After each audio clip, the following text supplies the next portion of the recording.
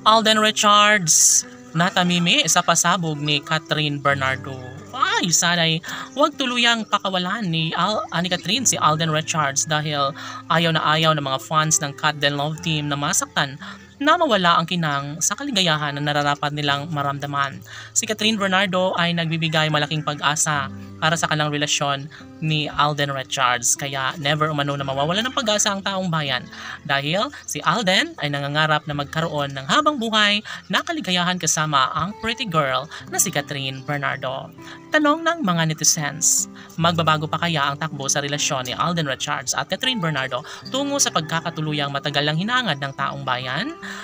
Sila nga kaya ang tunay na nakatadhana ni Alden Richards at Catherine Bernardo? OMG, napakahirap dahil hindi natin alam kung ano ang magiging mangyayari in the future. Hindi natin alam kung ano ang magiging kahihinatnan sa kanilang relasyon. Naniniwala ang lahat na kakayanin at gawing makatotohanan ang relasyon ni Alden sa dalaga na si Catherine dahil ito umano ang babaeng kanyang pinakaminamahal. Hanggang ngayon ay nangangarap na ang taong bayan na sana'y darating ang tamang pagkakataon na may sakatuparan din bandang huli ang kanilang pagmamahalan.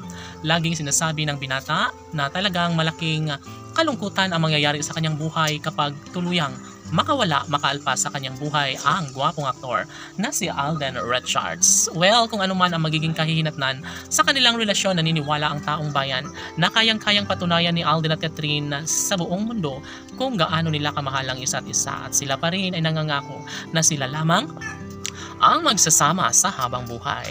Laging sinasabi ni Catherine Bernardo na hindi masaya ang kanyang buhay lalo na kapag tuluyang makawala sa kanyang buhay ang pretty girl na si Catherine.